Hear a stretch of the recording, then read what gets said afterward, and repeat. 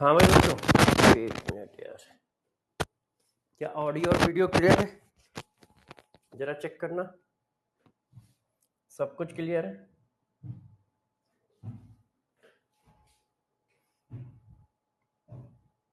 क्या सब कुछ क्लियर है?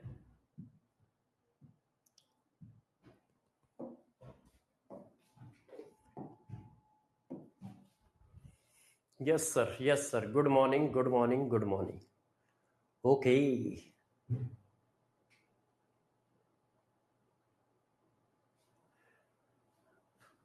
अंसारी बेटा, उन सबका कॉम्बिनेशन अपलोड हो रहा है मेरे हिसाब से। रिडॉक्स की और इलेक्ट्रोकेमिस्ट्री की डीपीपी अपलोड हो गई होंगी, क्योंकि मैंने परसों ही बोल दिया था कि रिडॉक्स और इलेक्ट्रोकेमिस्ट्री की डीपीपी अपलोड कर दो, तो आई थिंक हो गई होंगी, है ना? आई थिंक आप लोगों को हो गई होंगी। हाँ, कल सीएसडी नहीं मिले सर। हाँ हाँ, जो वी डीपीपी है वही डीपीपी है। एक्चुअल में क्या है कि वो तो नाम है, अब आगे नाम कुछ भी लगा लो। हम लोगों ने नया नाम दिया था, मगर अब जानते हो अपने कंपनियों को कुछ रूल है, वो तो मानने ही पड़ते हैं। तो वो उसको वीडीपीपी कहते हैं, तो अब वीडीपीपी के नाम से जा रही है। बात वही है यार, कुछ नया नहीं है। हाँ, एक बच्चा पता नहीं क्या कह रहा था, मैं अभी पढ़ के भूल गया कि क्या था वो। हाँ, सीएचडी। सीएचडी बेटा, अच्छा ठीक है, ठीक है। सीएचडी कि सर लास्ट लेक्चर में सीएचडी, कल सीएचडी नहीं दिए थे आपने। ओके चंद्रा, दे दूंगा, आज लिख दूंगा। कल एक्चुअल में सिर्फ डिफिनीशन डिफिनीशन थी, इसलिए नहीं दिए होंगे, है ना? आज कॉन्सेप्ट चलते जाएंगे, सीएचडी देता जाऊंगा। हम्म हम्म। अंसारी बेटा परेशान ना हो, बस इसी तरह से लगे रहो, सिलेक्शन तुम्हारा होगा। Why d block metal use in this chapter? Sahil बेटा, इस चैप्टर में डी ब्लॉक एलिमेंट इसलिए यूज हो रहे हैं क्योंकि जो सेल बना रहे हो, सेल जो बनता है मेटल की रॉड का बनता है। अब मेटल की रॉड का बनता है तो उस मेटल का बनता है जो आसानी से इलेक्ट्रॉन ले सके, आसानी से इलेक्ट्रॉन दे सके। तो डी ब्लॉक के एलिमेंट इसमें सबसे सही होते हैं। एस ब्लॉक के एलिमेंट आसानी से इलेक्ट्रॉन देते हैं, मगर वो पानी से रिएक्शन कर जाते हैं, हवा से रिएक्शन कर जाते हैं। एस ब्लॉक के मेटल, तो वो उस नखरेली, है ना, गर्लफ्रेंड की तरह है कि कुछ भी कहा नहीं कि नखड़ा चालू। मतलब एस ब्लॉक के मेटल को आपको छुपा छुपा के रखना पड़ता है। हवा में खुल गए तो हवा से रिएक्शन कर जाएंगे, पानी में खुल गए तो पानी से रिएक्शन कर जाएंगे। तो एस ब्लॉक के मेटल का इसी वजह से रॉड नहीं बन सकती। क्यों? क्योंकि तुम उसको पानी में डालते हो। पता चला हम सेल बनाने बैठे हैं, वो पानी से रिएक्शन करके बैठे हैं, और कुछ तो पानी के साथ ऐसी रिएक्शन करते हैं कि आग तक लग जाती है। समझ पाए? हाँ, नमस्ते बेटा, नमस्ते। ओए, ये क्या लिख रहा है? Failed, please check the network. ये क्या हो गया? ये क्या हो गया भाई? चले चालू करें, चालू किया जाए भाई आज का प्रोग्राम। सबसे पहले बताओ, सब लोगों की प्रिपरेशन ठीक ठाक चल रही है? कोई ऐसा बच्चा तो नहीं है जिसका बैकलॉग चल रहा हो? कोई ऐसा बच्चा जिसका बैकलॉग चल रहा हो? नमस्ते बेटा, नमस्ते द्विवेदी जी, त्रिवेदी जी। देखो, फिजिकल का सेकंड लास्ट चल रहा है, इसके बाद ऑर्गेनिक ही चालू होगी, ऑर्गेनिक ही चालू होगी। अच्छा बच्चों, यदि मैं आपकी क्लास का टाइम बढ़ा दूं तो कोई दिक्कत है किसी बच्चे को? क्लास का टाइम बढ़ा दूं थोड़ा सा, मतलब जैसे अभी 1.5 घंटे के आसपास क्लास होती है, 1 घंटे 35 मिनट, 1 घंटे 45 मिनट, यदि मैं इसको 2 घंटे का कर दूं, है ना? जैसे मान लो अभी 8:30 से होती है। देखो, सर्दी स्टार्ट होने से पहले पहले कर लेते हैं, और जब सर्दी आएगी फिर 8:30 कर देंगे, है ना? क्योंकि देखो अभी फेस्टिवल का टाइम आएगा, दीपावली आएगी, तो अभी सितंबर, अक्टूबर और मिड नवंबर तक 8 बजे कर लेते हैं, 8 से 10। हाँ 8 से 10, तो आपको गैप भी मिल जाएगा। आप लोग बताओ, क्या ऐसा कर सकते हैं? किसी को कोई दिक्कत तो नहीं है? हाँ 8:15 से कर लेंगे।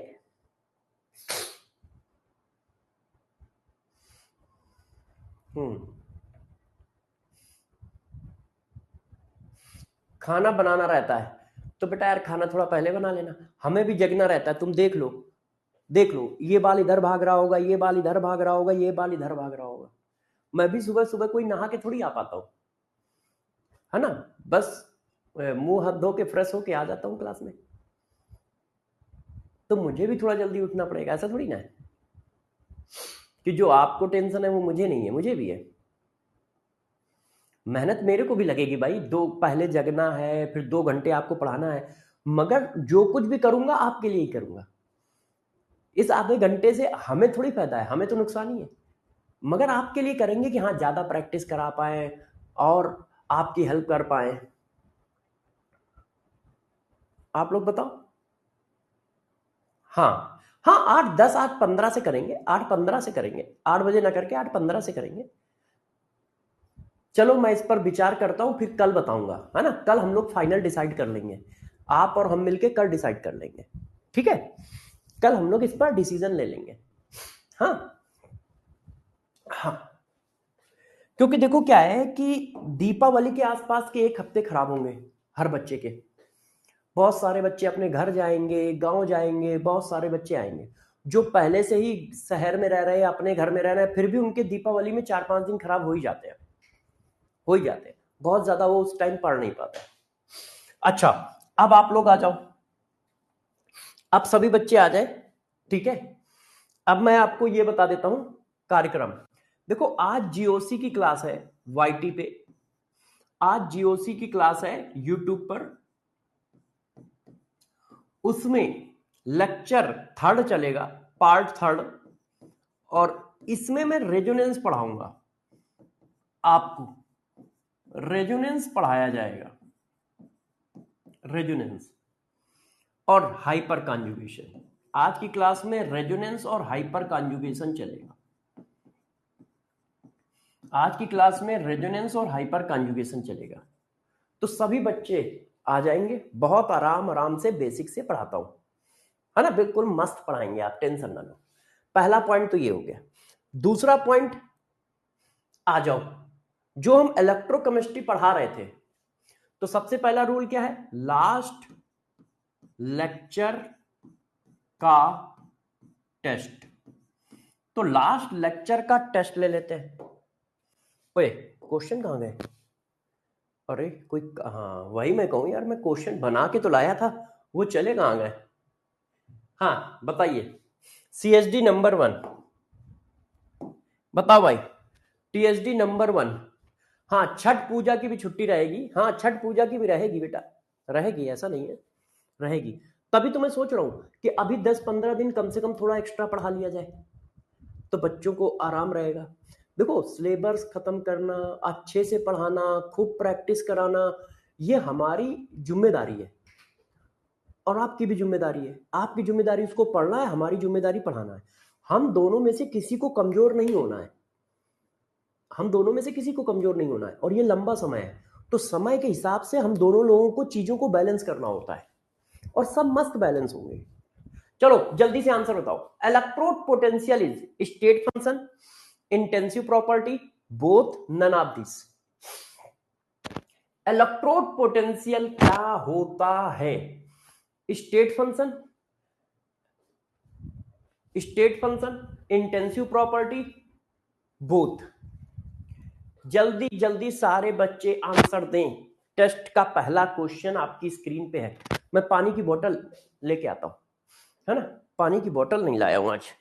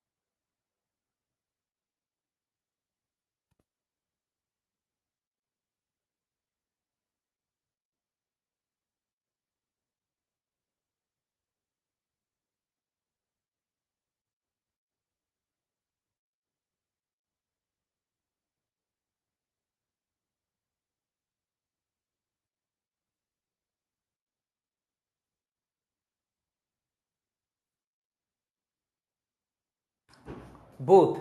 देखो, इलेक्ट्रोड पोटेंशियल स्टेट फंक्शन भी है। क्यों? पाथ फंक्शन कौन कौन है? पाथ फंक्शन कौन कौन है, याद है? पाथ फंक्शन कौन कौन है, सबको याद है ना? याद है? Work, heat, heat capacity, work, heat, heat capacity और डिस्टेंस, ये पाथ फंक्शन है। इनके अलावा सब स्टेट फंक्शन। तो ये स्टेट फंक्शन भी है, इंटेंसिव प्रॉपर्टी भी है, तो both answer. Select the metal ion half cell. Actual में वो कंप्यूटर पे मैं लिख नहीं पा रहा था, कंप्यूटर पे मैं लिख नहीं पा रहा था, ये ऐसा प्लस साइन नहीं बना पा रहा था, इस वजह से मैंने ऑप्शन छोड़ दिए थे। मैंने कहा था मैं यहीं पे लिख दूंगा।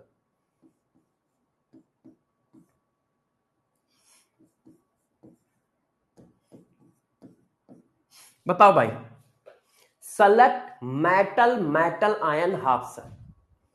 इसमें से मेटल आयन हाफ सेल कौन है? क्योंकि हम लोग कंप्यूटर पे अभी इतना उनकी तरह तो एक्सपर्ट है नहीं कि ऊपर +2 कैसे लगेगा, है? तो मैं क्वेश्चन पीएचडी के लिख रहा था। हाँ, यस, जल्दी बताओ। Select metal ion half cell. तो देखो, मेटल आयन हाफ सेल कौन है? ये मेटल आयन हाफ सेल का कंपोजिशन क्या होता है? Metal rod plus metal ion का सॉल्यूशन, मेटल आयन का सॉल्यूशन, ये होता है मेटल कंपोजिशन। मेटल रॉड है, मेटल आयन का सॉल्यूशन है। ये देखो, अब सारे बच्चे बताएं किसके कितने क्वेश्चन सही हैं, किसके कितने क्वेश्चन सही हैं? 2 out of.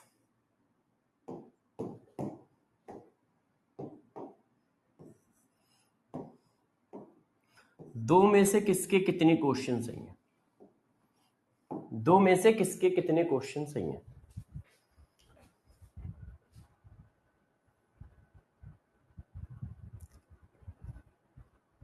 To out of 2। बहुत सही, बहुत सही, बहुत सही, वेरी गुड, वेरी गुड। चलो, अब हम लोग स्टार्ट करते हैं आज की क्लास की। हमारी क्लास का जो टॉपिक है वो है इलेक्ट्रोड पोटेंशियल। तो मैं आज की क्लास स्टार्ट करूंगा सीएचडी से। ऐसा क्यों, बताता जाता हूं। जो पॉइंट पढ़ाऊंगा, यदि जैसा ट्रेंड है और जर्नली जैसा पेपर आता है और हर साल आता है पिछले 8-9 साल से, तो आज वाली क्लास से एक क्वेश्चन पेपर में जरूर मिलेगा। देखो, सीएचडी नंबर 1, इलेक्ट्रोड पोटेंशियल क्या होता है, क्योंकि ये बहुत इंपॉर्टेंट हेडिंग है, इलेक्ट्रोड पोटेंशियल। तो इलेक्ट्रोड पोटेंशियल क्या होता है, सबसे पहले ये है। तो इलेक्ट्रोड पोटेंशियल क्या था बेटा, बताओ सब लोग। पोटेंशियल डिफरेंस क्या था? Potential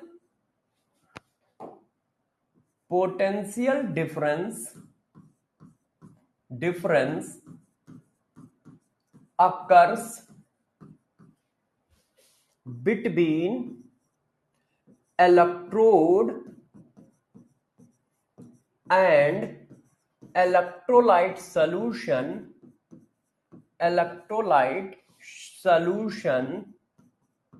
Potential difference occurs between electrode and electrolyte solution in due to double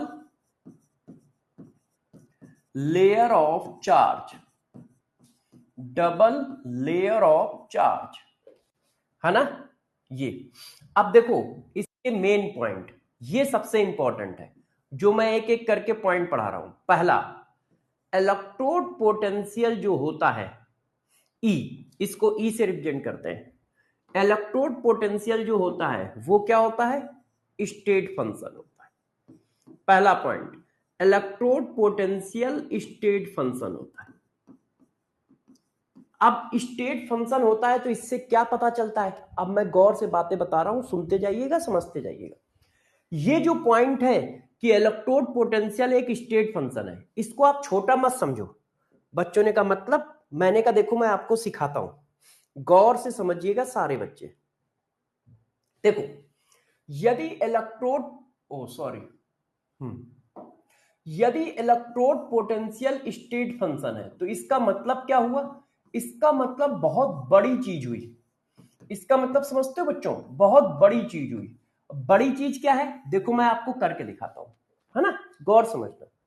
जरा ये बताओ, ये है Zn सॉलिड और ये है Zn आयन इक्वस। अब आप बताओ ये हो क्या रहा है।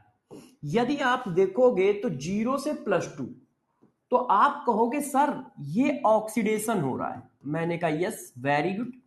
यदि ऑक्सीडेशन हो रहा है तो उसके पोटेंशियल की वैल्यू क्या होगी। यदि कहीं पर ऑक्सीडेशन हो रहा होता है तो उसके पोटेंशियल की वैल्यू होती है ईओपी। कल पढ़ाया है ईओपी, मतलब electrode potential, oxidation electrode potential. Yes, अच्छा मान लो इसी का रिडक्शन हो रहा हो, Zn इक्वल्स से Zn सॉलिड। अब ये क्या हो रहा है, तो देखो +2 से 0, अब +2 से 0 हो रहा है तो क्या हो रहा है, रिडक्शन। अच्छा अब बताओ बच्चों, इसके पोटेंशियल का क्या नाम होगा, इसके पोटेंशियल का क्या नाम होगा, ERP। इसके पोटेंशियल का क्या नाम होगा, ERP होगा, इसमें कोई दिक्कत तो नहीं है। अच्छा अब आपने कहा कि इलेक्ट्रोड पोटेंशियल एक स्टेट फंक्शन है, तो देखो हमारी एक स्टेट है Zn सॉलिड, ये हमारी एक स्टेट है, स्टेट। अब यहां से हम यहां तक गए Zn +2 तक, कहां से कहां तक गए, Zn सॉलिड से Zn +2 तक गए, तो हमने वोल्टेज बनाया इतना। अब हम गौर से देखते जाइएगा, नो डरिंग, नो डरिंग, कोई बच्चा डरेगा नहीं। हम Zn से Zn +2 तक जाते हैं तो हम इतना वोल्टेज जनरेट करते हैं। अब हम Zn +2 से Zn तक आते हैं, Zn +2 से Zn तक आते हैं, ये देखो, तो हम इतना वोल्टेज जनरेट करते हैं, कितना, इतना। Zn से Zn +2 ऑक्सीडेशन हो गया, Zn +2 से Zn रिडक्शन हो गया। अब यदि इलेक्ट्रोड पोटेंशियल स्टेट फंक्शन है तो इनिशियल वैल्यू और फाइनल वैल्यू दोनों केसों में सेम है, बस जो पहले केस का फाइनल है, जो पहले केस का फाइनल है वो दूसरे केस का इनिशियल है, मगर स्टेट सेम है। देखो पहले केस का फाइनल इनिशियल ये है, मैं यहां हूं, ये पहले केस का फाइनल है, अब दूसरे केस का ये इनिशियल है, ये देखो। तो इनिशियल और फाइनल फिक्स है, सिर्फ डायरेक्शन अलग अलग है, तो ये स्टेट फंक्शन है। और यदि स्टेट फंक्शन है तो वैल्यू क्या होनी चाहिए, बराबर। वैल्यू क्या होनी चाहिए, बराबर, विद विद अपोजिट साइन। इसका मतलब इलेक्ट्रोड पोटेंशियल और किसी हाफ सेल का, गौर सुनिए कॉन्सेप्ट, ये फ्रीक्वेंटली यूज करोगे आप, क्या, फ्रीक्वेंटली। किसी हाफ सेल का रिडक्शन पोटेंशियल दिया है तो आप ये मान लेना कि उसका ऑक्सीडेशन पोटेंशियल आपको पता है, क्यों, बराबर विद अपोजिट साइन होगा। और ऐसा क्यों होगा कि बराबर विद अपोजिट साइन होगा, क्योंकि इलेक्ट्रोड पोटेंशियल एक स्टेट फंक्शन है। यदि किसी हाफ सेल का ऑक्सीडेशन दिया है तो तुम मान लो अपने आप उसका रिडक्शन भी दिया है, यदि आपको रिडक्शन दिया है तो आप मान लीजिए अपने आप उसका ऑक्सीडेशन भी दिया है। क्यों, क्योंकि इलेक्ट्रोड पोटेंशियल एक स्टेट फंक्शन है, तो उस हाफ सेल का ऑक्सीडेशन पोटेंशियल उसी हाफ सेल के रिडक्शन पोटेंशियल के बराबर होगा।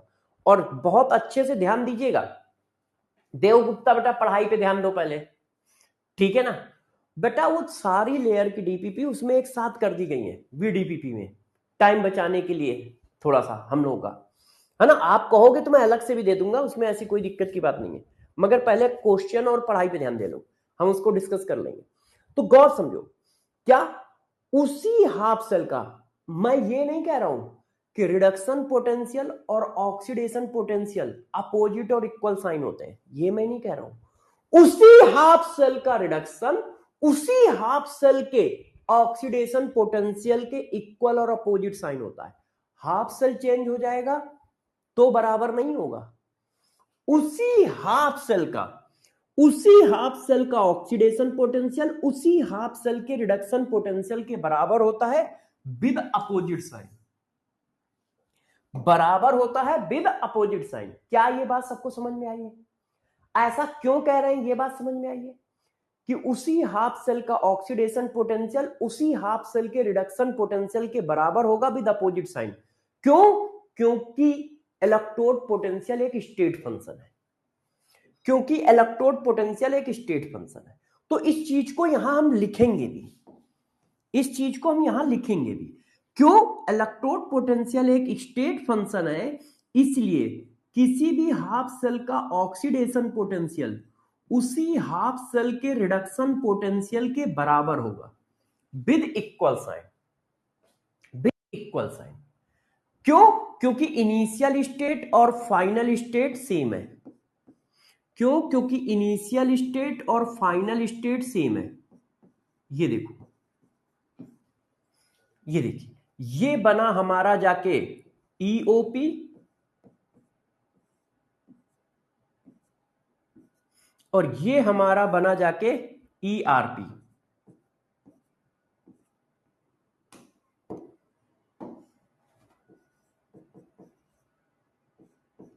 ये देखो, तो पहला पॉइंट सबको समझ में आया कि यदि किसी हाफ सेल का ऑक्सीडेशन पोटेंशियल दिया है तो उस हाफ सेल का रिडक्शन पोटेंशियल आपको अपने आप पता है, और यदि किसी हाफ सेल का रिडक्शन दिया है तो उस हाफ सेल का ऑक्सीडेशन आपको अपने आप पता है।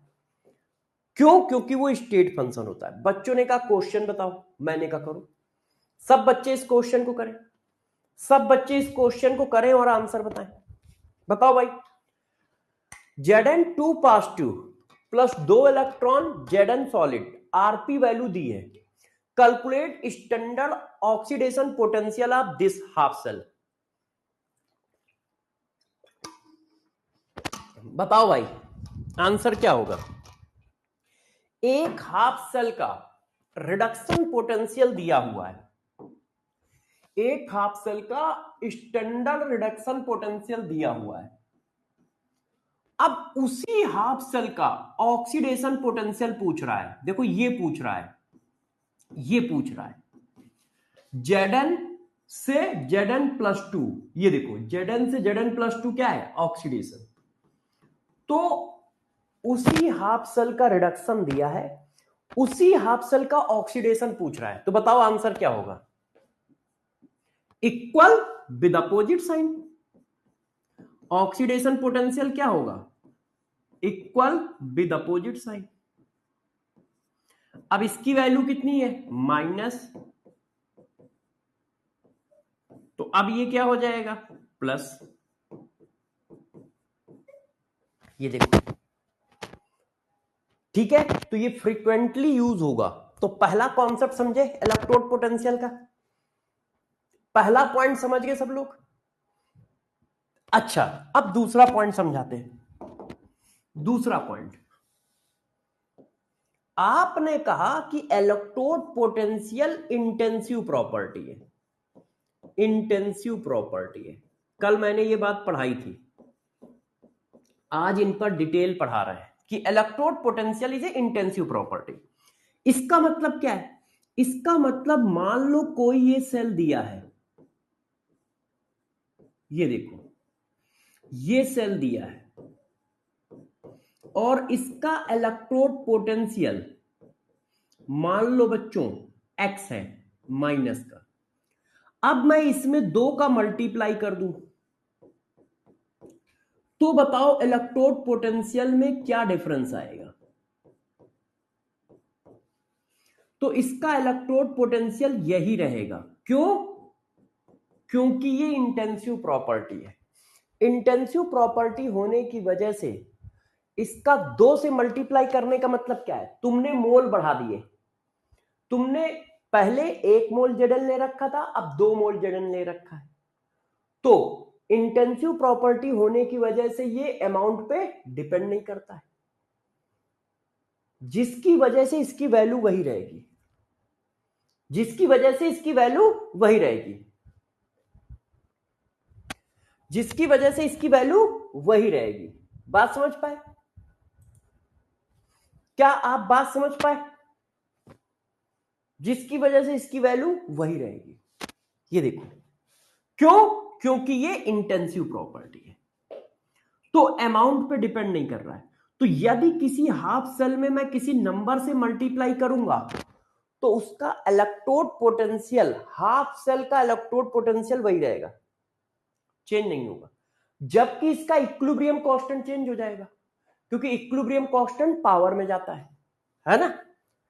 तो जरा ध्यान रखिएगा, जरा इस बात का सभी बच्चे ध्यान रखेंगे कि हां कैसे करना है। फॉर एग्जाम्पल मैं इस पर क्वेश्चन भी करा रहा हूं। देखो ऐसे क्वेश्चन बनेगा, एक हाफ सेल है, देखिए इस तरह से क्वेश्चन बनेगा, ध्यान दीजिए।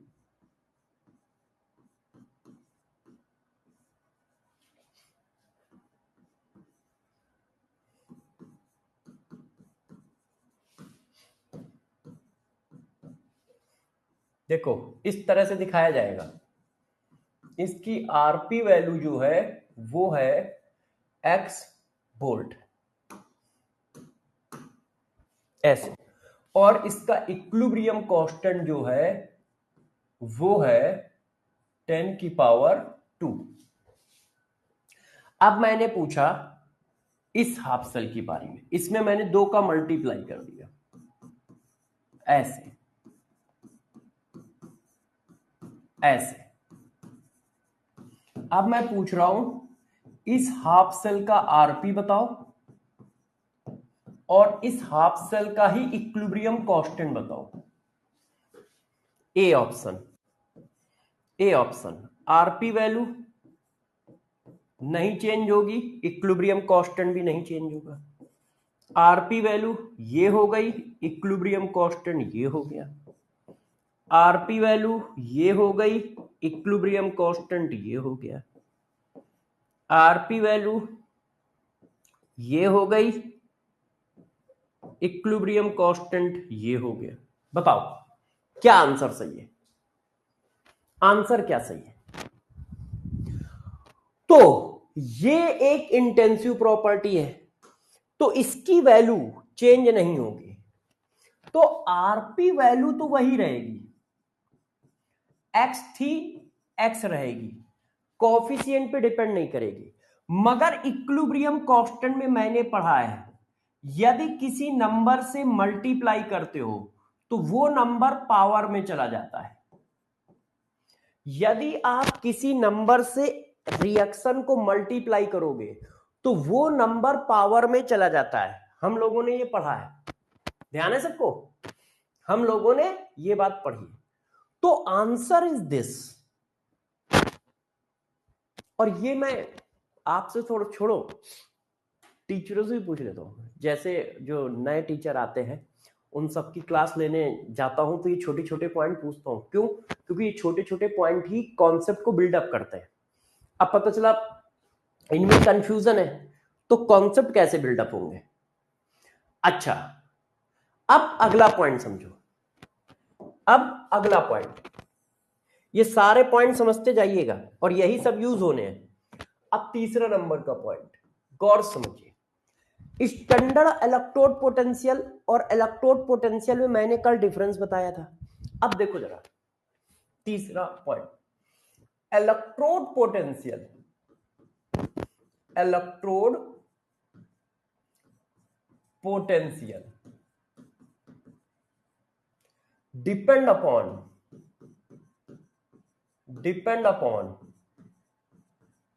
concentration of electrolyte also electrolyte and nature, concentration and nature of electrolyte, थोड़ा और अच्छे से लिखते हैं, concentration and nature of electrolyte, nature of electrolyte. Nature का मतलब हाफ सेल चेंज तो electrode potential change, nature of electrolyte का मतलब समझ रहे हो, यदि इलेक्ट्रोलाइट का नेचर चेंज करोगे तो इलेक्ट्रोड पोटेंशियल चेंज होगा।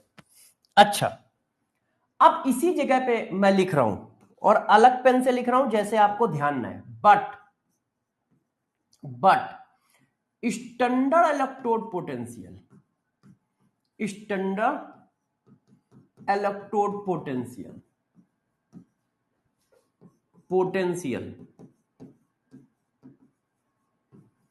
does not depend upon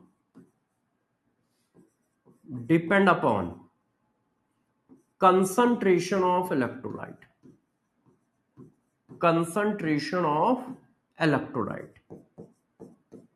किसी ने कहा वाई, ऐसा क्यों है? इलेक्ट्रोलाइट, किसी ने कहा वाई, ऐसा क्यों है कि स्टैंडर्ड डिपेंड नहीं कर रहा है? तो गौर सुनो, स्टैंडर्ड इलेक्ट्रोड पोटेंशियल हमेशा, वॉइस क्रैक हो रही है सर, एक बार माइक को ठीक कर लीजिए। अच्छा, स्टैंडर्ड इलेक्ट्रोड पोटेंशियल हमेशा 1 मोलर कंसंट्रेशन पे मेजर किया जाता है। मोइन अली, यदि आपकी बुक नहीं आ रही है, 1 मिनट रुकना।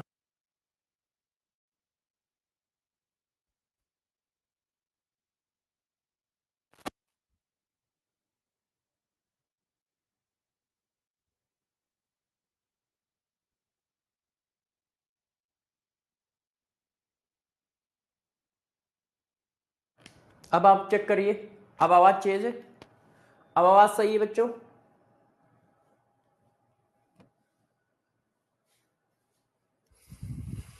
हाँ, अब आवाज सही है? यस। मोइन अली बेटा, यदि आपकी बुक नहीं आ रही है तो आप क्या करो, वेदांतु डैश स्टोर @vedantu.com पर अपनी कंप्लेंट डाल दो, मतलब अपना सब डाटा डाल दो कि मेरी 20 दिन से नहीं आ रही है, ये दिक्कत है। वो 24 घंटे के अंदर आपको कॉल कर लेंगे और ये पूछ लेंगे कि आपके एड्रेस में क्या क्या गलत है। जनरली बच्चों के पिन कोड गलत आ रहे हैं, पिन कोड गलत होने की वजह से बुक वहां पर पहुंच ही नहीं पा रही है।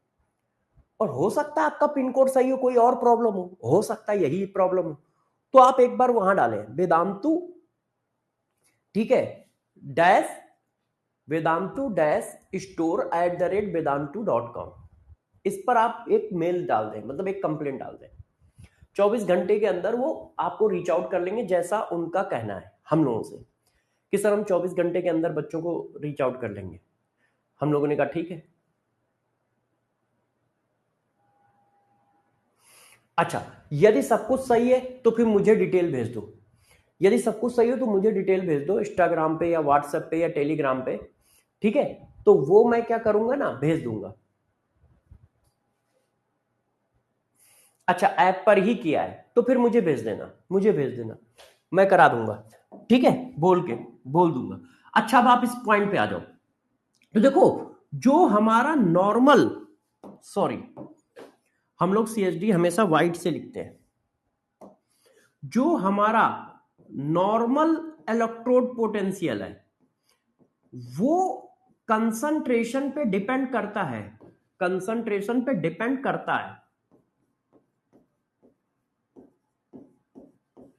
मगर जो स्टैंडर्ड है वो नहीं करता है।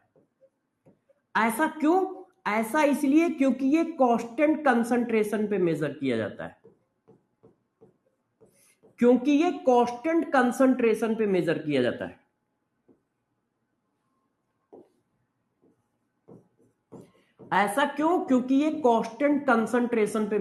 जाता है।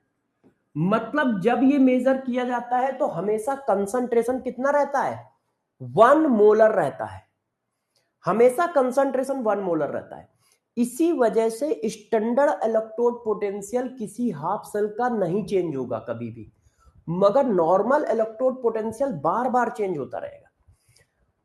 अच्छा, एक बच्चा कह रहा है सर वो तो इंटेंसिव प्रॉपर्टी है।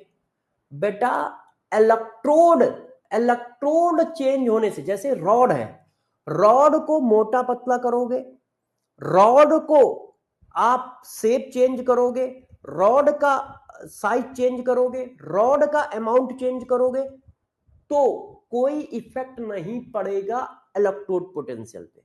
मगर ये जो कंसंट्रेशन है, कंसंट्रेशन चेंज करोगे तो इफेक्ट पड़ेगा। तो हम लोग वो रॉड की बात कर रहे थे, इलेक्ट्रोड की बात कर रहे थे कि यदि इलेक्ट्रोड चेंज नहीं हो रहा है तो इंपैक्ट नहीं आएगा, है ना। दोनों में थोड़ा सा डिफरेंस है। और क्वेश्चन पूछते रहो, डाउट पूछते रहो, जैसे आपके कॉन्सेप्ट क्लियर होते जाए।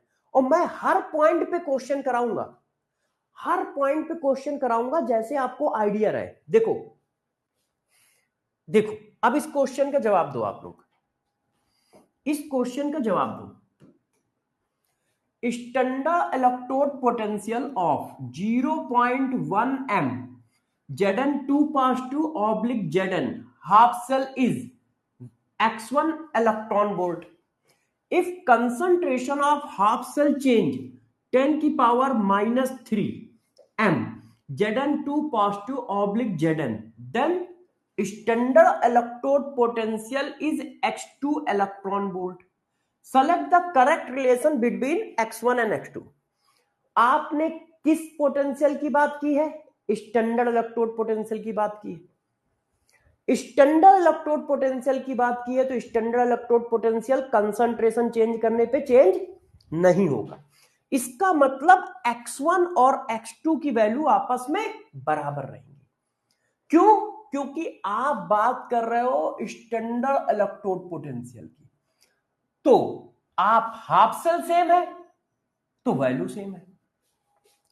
अच्छा, यही क्वेश्चन ऐसे पूछा जाए, फिर वही क्वेश्चन आया, फिर वही क्वेश्चन मैंने पूछ दिया। ये देखो, electrode potential of 0.1 m Zn2 pass to oblique Zn half cell is x1 electron volt. If concentration of half cell change 10 की power -3 m, then electrode potential is x2 electron volt. The relation between x1 and x2. तो अब किस potential की बात चल रही है? Electrode potential की बात चल रही है, स्टैंडर्ड नहीं है। तो जब ये स्टैंडर्ड नहीं है तो आपने कंसंट्रेशन चेंज कर दिया है तो इलेक्ट्रोड पोटेंशियल भी चेंज हो जाएगा। आपने कंसंट्रेशन चेंज कर दिया है तो इलेक्ट्रोड पोटेंशियल भी चेंज हो जाएगा। तो अब बराबर नहीं होगा, कोई बड़ा होगा कोई छोटा होगा।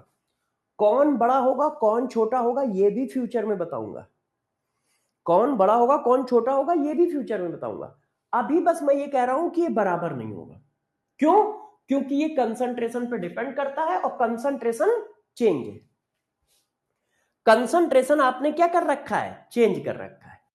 क्लियर? क्लियर। ये पॉइंट क्लियर हुआ सबको? अच्छा, अब पॉइंट नंबर 4। पॉइंट नंबर 4 क्या है? मैं CSD में लिखता हूं। पॉइंट नंबर 4 देखो, पॉइंट नंबर 4,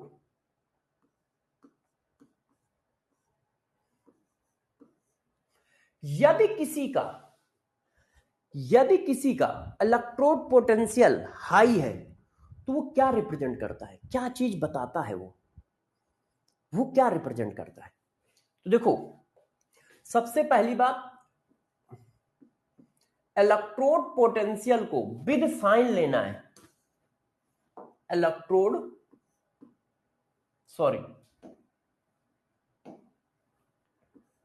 ध्यान रखिएगा, इलेक्ट्रोड पोटेंशियल को विद साइन लेना है, विद साइन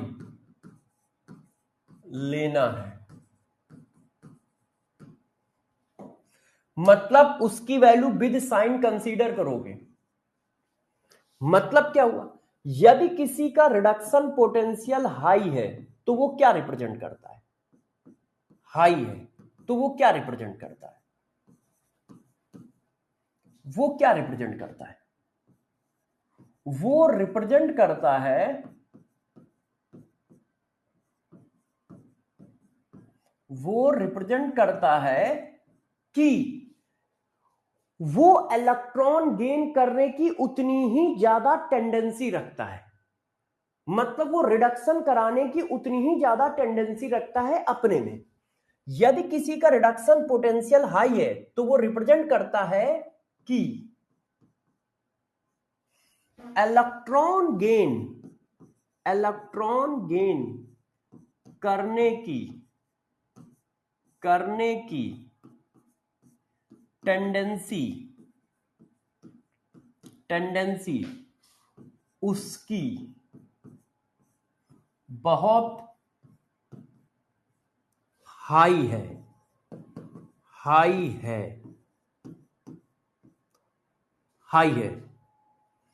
यदि किसी का रिडक्शन पोटेंशियल ज्यादा है तो वो ये बता रहा है कि वो इलेक्ट्रॉन गेन करने की टेंडेंसी बहुत हाई रखता है दूसरे के रिस्पेक्ट में, इसीलिए उसका रिडक्शन पहले होगा, है ना? इसीलिए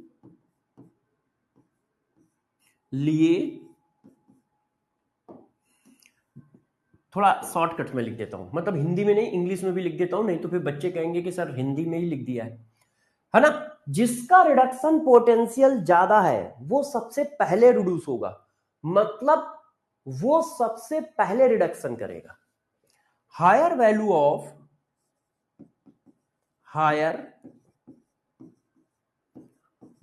of electrode potential, reduction electrode potential represent half cell reduce first in compare to other half cell,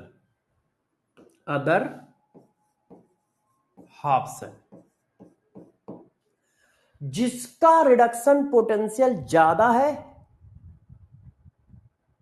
nature of rod नहीं है बेटा, नेचर ऑफ इलेक्ट्रोलाइट है, ये नेचर ऑफ इलेक्ट्रोलाइट है।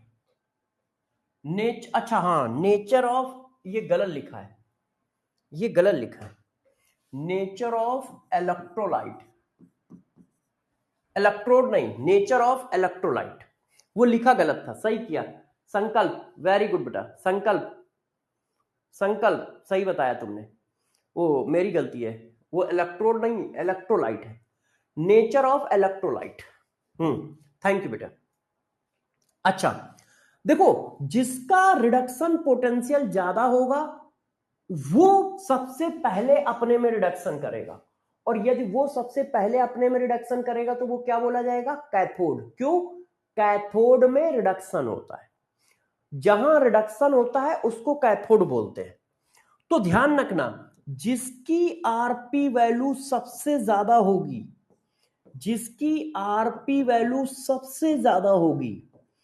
वो हमेशा कैथोड बनेगा, क्या बनेगा? कैथोड। और अदर एनोड बनेंगे, एंड अदर हाफ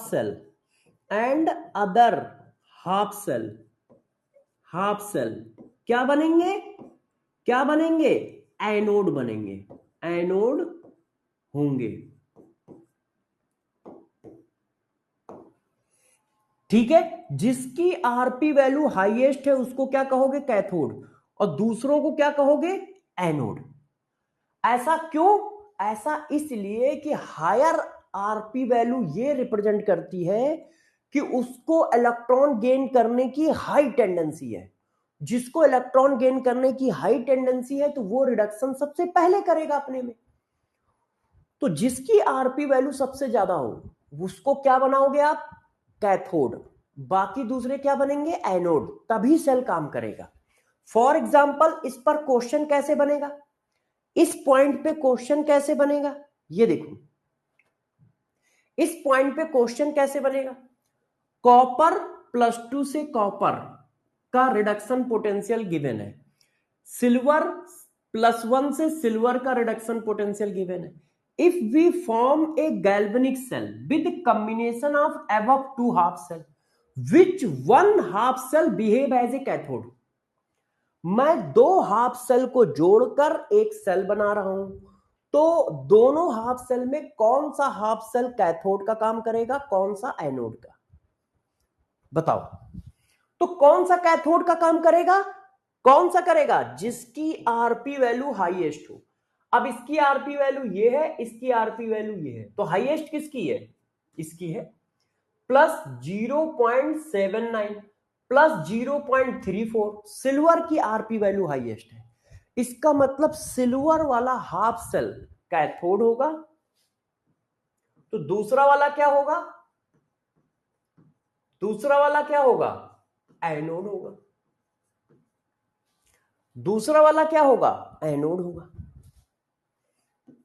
बात समझ पाए? अच्छा, इसी पे वैरायटी, अब मैंने वैरायटी चेंज कर दी, क्वेश्चन का लेवल टप कर दिया. देखो, एक हाफ सेल ये है जिसकी आरपी वैल्यू दी है, एक हाफ सेल कॉपर का है जिसकी आरपी वैल्यू दी है, एक हाफ सेल सिल्वर का है जिसकी आरपी वैल्यू दी है. अब मैं पूछ रहा हूं select correct combination of cell. इनमें से कितने कॉम्बिनेशन करेक्ट है? Select correct combination of half cell. जब सेल बनाओगे तो कैथोड किसको करोगे? जिसकी आरपी वैल्यू ज्यादा हो. अब देखो, आपने 1 और 2 को ऐड किया है, 1 और 2 को ऐड किया है.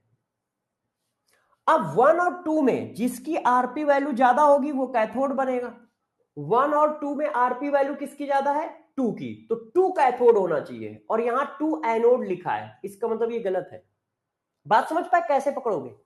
भाई, मैंने 1 हाफ सेल और 2 हाफ सेल को जोड़ा है और सेल बना दिया. तो जब आपने इन दोनों को जोड़ा तो इसमें से कैथोड कौन बनेगा? जिसकी आरपी वैल्यू ज्यादा हो. हमने चेक किया तो आरपी वैल्यू सेकंड की ज्यादा है, ये देखो, तो सेकंड को कैथोड बनना चाहिए, और यहां क्या बना है? एनोड. इसका मतलब ड्यू टू कॉन्सेप्ट ये गलत है, ये सेल बन ही नहीं सकता है, काम ही नहीं करेगा, ये गलत है. अच्छा, अब 1 और 3 को जोड़ रहे हैं, 1 और 3 को. अब 1 और 3 को जोड़ोगे तो ये चेक करो दोनों में से आरपी वैल्यू किसकी ज्यादा है, क्योंकि जिसकी ज्यादा होगी वो कैथोड बनेगा. तो 3 की ज्यादा है, 3 की ज्यादा है, तो 3 को कैथोड बनना चाहिए. यस, बना है, तो ये सेल काम करेगा, ये सेल काम करेगा. क्यों? जिसकी आरपी वैल्यू ज्यादा है वो कैथोड होना चाहिए. और देखो, आरपी वैल्यू इसकी ज्यादा है +0.79, तो ये कैथोड होगा. सही लिखा है. अब 2 और 3 को जोड़ा गया है, तो जब आप 2 और 3 को जोड़ रहे हो तो अब इनमें से आरपी वैल्यू किसकी ज्यादा है? इन दोनों में कंपेयर करो, 3 की, तो 3 कैथोड होना चाहिए. क्या 3 कैथोड है? नहीं, ये भी सेल काम नहीं करेगा, क्योंकि 3 की आरपी वैल्यू ज्यादा है, तो 3 कैथोड होना चाहिए. नहीं है. ऑल कॉम्बिनेशन इज पॉसिबल, ये भी गलत है. आंसर क्या आएगा? बी. क्या ये बात समझ पाए? ये क्वेश्चन समझ पाए कैसे पूछा गया? अच्छा, इस पे मैं एक और क्वेश्चन बना सकता हूं, आप लोग बताइएगा. How many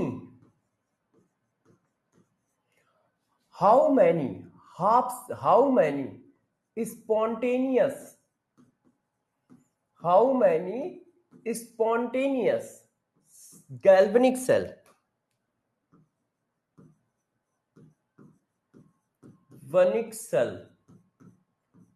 possible for given 3 half cell and combined any 2 half cell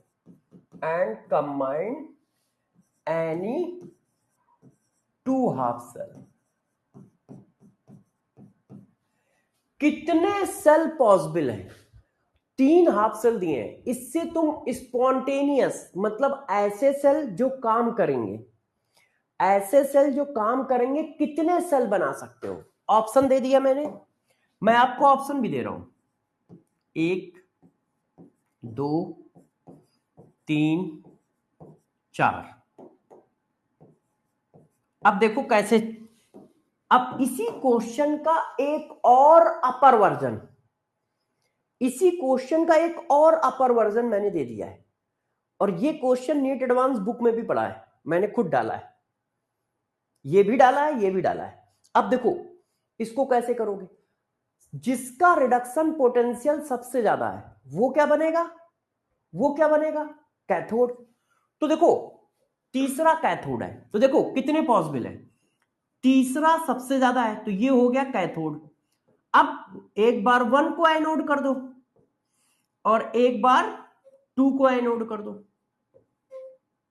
देखो इस कॉम्बिनेशन को चेक करो, इन दोनों में आरपी किसका ज्यादा है, इसका, तो एक बार इसका ले लिया, एक बार इसका ले लिया। अब और कितने बन सकते हैं, इसके बाद आरपी वैल्यू इसकी ज्यादा है, तो एक कॉम्बिनेशन ये भी बन सकता है कि आप 2 को क्या करो, कैथोड कर दो, और ए को क्या करो, एनोड कर दो। और चेक करो, अब देखो 2 और 1 का कॉम्बिनेशन बैठा लो,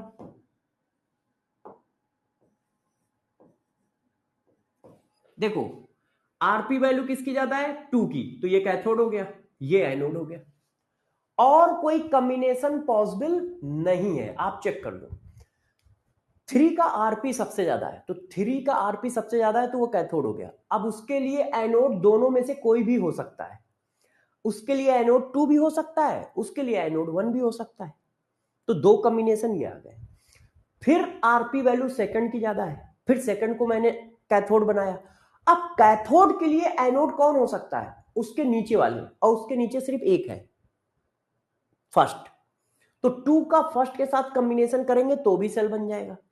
अब तीसरी आरपी वैल्यू कौन है, ए की। अब ए किसके लिए कैथोड बन सकता है, किसी के लिए नहीं, क्यों, क्योंकि उससे नीचे इलेक्ट्रोड का कोई हाफ सेल है ही नहीं, कोई हाफ सेल है ही नहीं, तो आंसर क्या होगा, 3। आंसर क्या होगा, 3। क्या ये बात समझ पाए हो आप लोग, कि अकेले हम ही समझ पाए, क्या ये बात आप भी समझ पाए हो कि अकेले हम ही समझ पाए, 3 पॉसिबल है ना, हाँ यस, हाँ। मोहम्मद कैफ समझ पाए, भाई सबसे ज्यादा आरपी जिसका ज्यादा है वो कैथोड बनेगा, सबसे ज्यादा इसका है, तो ये तो कैथोड है, तो एक बार इसका इसके साथ कॉम्बिनेशन कर दिया, एक बार इसका इसके साथ कॉम्बिनेशन कर दिया, तो दो हाफ सेल तो यही हो गए, 1 और 2। अब इसकी सारी पॉसिबिलिटी खत्म हो गई। अब सेकंड नंबर पे आरपी किसका ज्यादा है, इसका, तो इसका इसके साथ एक कॉम्बिनेशन बन जाएगा, बस। तो इसका मतलब आप एनोड पहचान लोगे, कैथोड पहचान लोगे, क्या पहचान लोगे, एनोड और कैथोड पहचान लोगे। अब पॉइंट नंबर नेक्स्ट देखो, हायर आरपी वैल्यू ये बताती है कि उसकी इलेक्ट्रॉन गेन करने की टेंडेंसी ज्यादा है, इसका मतलब वो स्ट्रॉन्ग, गौर सुनो, जब वो इलेक्ट्रॉन तेजी से गेन कर रहा है तो सेल्फ में क्या कर रहा है, रिडक्शन, तो वो एजेंट कैसा होगा, ऑक्सीडाइजिंग एजेंट होगा। तो जरा देखो, oxidising agent, oxidising agent power directly proportional है आरपी वैल्यू के,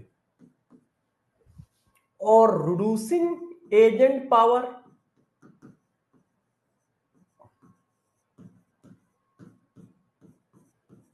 इनवर्सली प्रोपोर्शनल है आरपी वैल्यू के।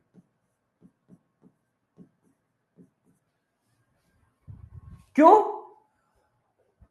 आरपी वैल्यू ज्यादा है, आरपी वैल्यू ज्यादा है तो वो अपने में रिडक्शन करेगा, और जिसमें रिडक्शन होता है उसको क्या बोलते हैं, ऑक्सीडाइजिंग एजेंट बोलते हैं, पिछले चैप्टर में पढ़ाया है। ऑक्सीडाइजिंग एजेंट सेल्फ में रिडक्शन करते हैं, रिड्यूसिंग एजेंट सेल्फ में ऑक्सीडेशन करते हैं। तो जो रिडक्शन कर रहा है, जिसके रिडक्शन करने की टेंडेंसी सबसे ज्यादा है, तो वो एजेंट कैसा होगा, ऑक्सीडाइजिंग एजेंट।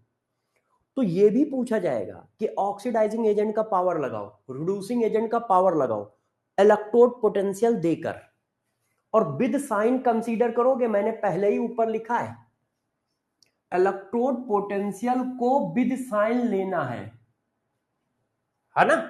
अब ये देखो इस पर क्वेश्चन कैसे बनेंगे, इस पर क्वेश्चन कैसे बनेंगे, ये देखिए ये जेई में आया हुआ क्वेश्चन है। अब इस क्वेश्चन को देखते हैं हम लोग। The standard reduction potential value of 3 metallic cation X Y Z are this the order of reducing power of the corresponding metal. तो रिड्यूसिंग पावर का ऑर्डर जो है वो आरपी वैल्यू के इनवर्सली प्रोपोर्शनल होता है। रिड्यूसिंग पावर आरपी वैल्यू के inversely proportional है। तो सबसे ज्यादा आरपी वैल्यू किसकी है, इसकी, तो ये सबसे कम होगा, फिर इसकी, फिर ये होगा। अच्छा सॉरी, सबसे ज्यादा है इसकी तो ये एक्स है, सबसे ये हो गया, फिर है जेड, और सबसे कम है वाई की, तो ये सबसे पावरफुल होगा। ऐसा ऑर्डर देखो कहां दिया है, हाँ हाँ हाँ हाँ ये है, ये देखिए सी कहां है, सी नहीं है बेटा, अरे इनवर्सली प्रोपोर्शनल होता है। रिड्यूसिंग पावर आरपी वैल्यू के इनवर्सली प्रोपोर्शनल है, ऑक्सीडाइजिंग पावर आरपी वैल्यू के डायरेक्टली प्रोपोर्शनल है। रिड्यूसिंग पावर आरपी वैल्यू के इनवर्सली प्रोपोर्शनल है, ऑक्सीडाइजिंग पावर आरपी वैल्यू के डायरेक्टली प्रोपोर्शनल है। आप रूल तो समझो, reducing agent character RP value के इनवर्सली प्रोपोर्शनल है, और oxidising agent character RP value के डायरेक्टली प्रोपोर्शनल है।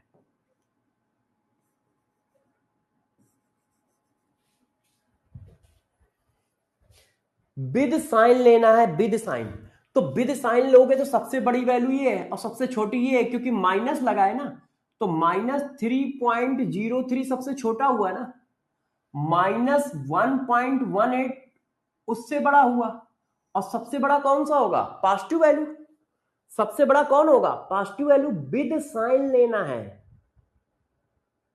With sign. ऋतु, ऋतु बेटा समझ पाए, अरे भाई यदि मैं पूछूं +0.52 -1.18 -3.03 में वैल्यू सबसे बड़ी कौन सी है, तो ये 0 से छोटी वैल्यू है और ये 0 से बड़ी है, तो सबसे बड़ी वैल्यू ये है ना यार, और फिर ये वैल्यू बड़ी है। निगेटिव में जितना बड़ा नंबर होगा वो उतना छोटा लिखा जाएगा, फिर ये, तो वैल्यू सबसे बड़ी तो पावर सबसे कम, वैल्यू सबसे बड़ी तो पावर सबसे कम।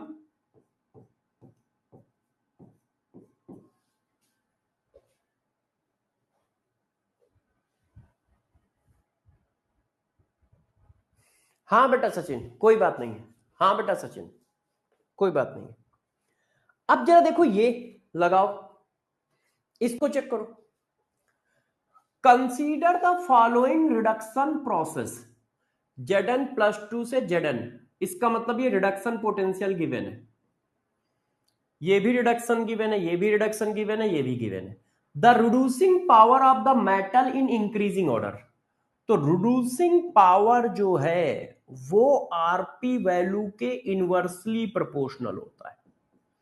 अब आरपी वैल्यू सबसे कम किसकी है, ये कम है, इसका मतलब पावर सबसे ज्यादा कैल्शियम की होगी, तो कैल्शियम की पावर सबसे ज्यादा होगी, तो ये गलत हो गया, ये गलत हो गया।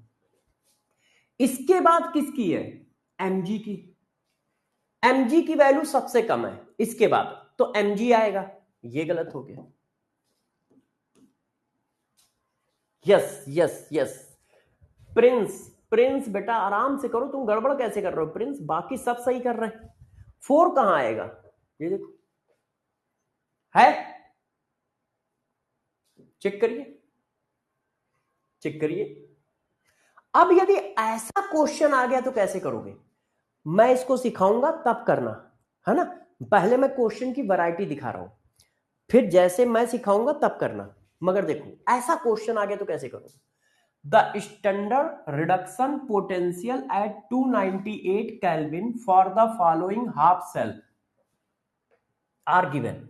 Zn+2 से Zn, ये मतलब आरपी वैल्यू दिए, सबकी आरपी वैल्यू दिए।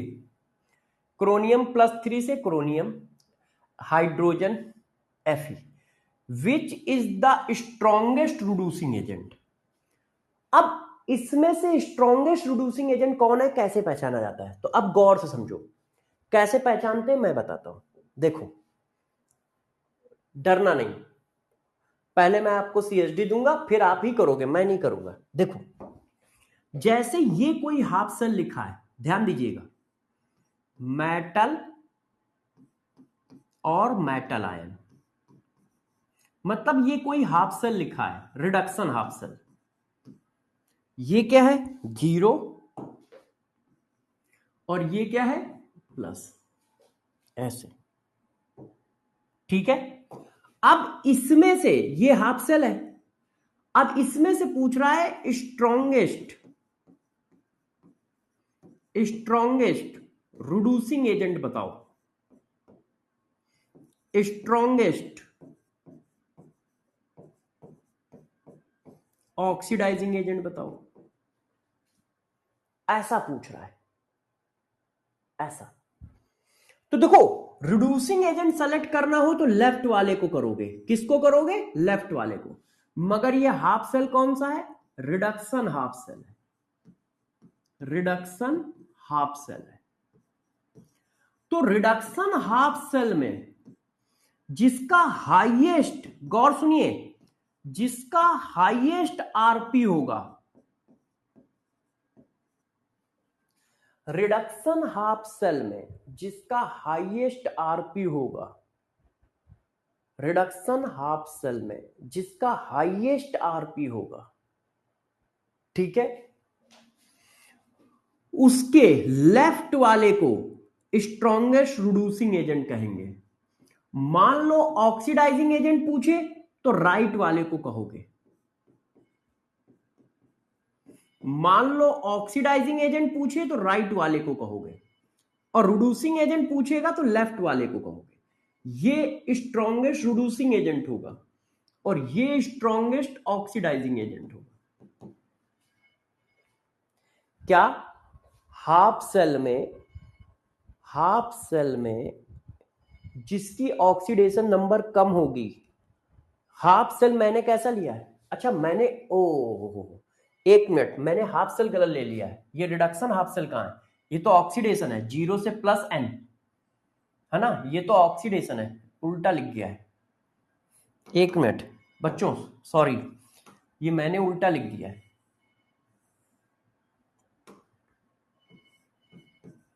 ये मैंने उल्टा लिख दिया है, ये तो ऑक्सीडेशन हाफ सेल हो गया था। हाँ, अब देखो ये रिडक्शन हाफ सेल है। तो जो अब राइट वाला स्ट्रॉन्गेस्ट रिड्यूसिंग एजेंट कौन होगा? राइट वाला। और स्ट्रॉन्गेस्ट ऑक्सीडाइजिंग एजेंट कौन होगा? लेफ्ट वाला। जिसको ये बात ना समझ में आए वो ऐसे याद रखना, जो कम ऑक्सीडेशन नंबर वाला है वो स्ट्रॉन्गेस्ट रिड्यूसिंग एजेंट होगा, जो ज्यादा ऑक्सीडेशन नंबर वाला है वो स्ट्रॉन्गेस्ट ऑक्सीडाइजिंग एजेंट होगा। पहले क्या सेलेक्ट करोगे? Half cell. पहले क्या सेलेक्ट करोगे? Half cell. Half cell select हो गया। एक मिनट,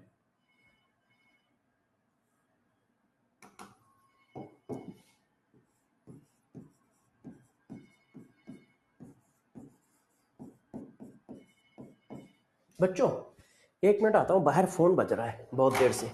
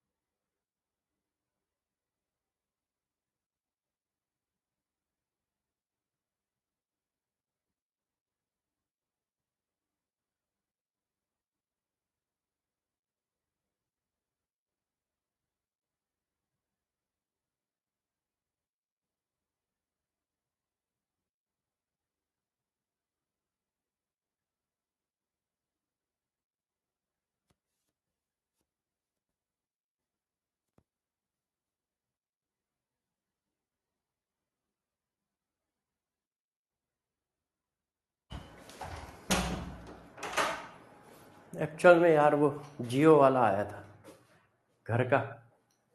हाँ, घर में कोई है नहीं, तो वो नीचे से गार्ड फ़ोन कर रहा होगा कि सर ऊपर वो भेजे कि ना भेजें कोरियर वाले को।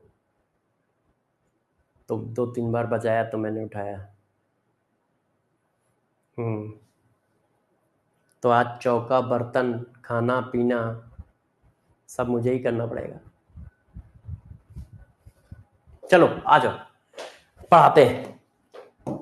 देखो यार दोस्त, गौर से समझो। पहले क्या बनाओगे? पहले रिडक्शन हाफ सेल सेलेक्ट करोगे। पहले रिडक्शन हाफ सेल सेलेक्ट करोगे, ठीक है। हाँ, एक्चुअल में लवकुश के स्कूल में कोई फंक्शन है तो सब लोग वहां गए हुए हैं, मैं अकेले फंसा हुआ हूँ क्योंकि मेरी तो क्लास रहती है तो मैं जा नहीं पाता हूँ, है ना। हाँ, नहीं नानी के यहाँ अभी नहीं गए, अभी तो मतलब विंटर वेकेशन आएगा तब जाएंगे। समर वेकेशन तो निकल चुका है, तो विंटर वेकेशन में भाग जाते हैं। मगर अभी क्या है, उसके स्कूल में वो फंक्शन है, वो अरे चेस टूर्नामेंट का कुछ सेरेमनी है, टूर्नामेंट है, चेस टूर्नामेंट। तो चेस टूर्नामेंट में ही गए हुए हैं। अच्छा देखो, उस चीज को छोड़ते हैं। देखो सबसे पहले क्या बनाओगे? Half cell. हाफ सेल में हाफ सेल और भी कैसा? Reduction half cell. तो रिडक्शन हाफ सेल में जिसका लोएस्ट रिडक्शन पोटेंशियल होगा, जिसका लोएस्ट रिडक्शन पोटेंशियल होगा,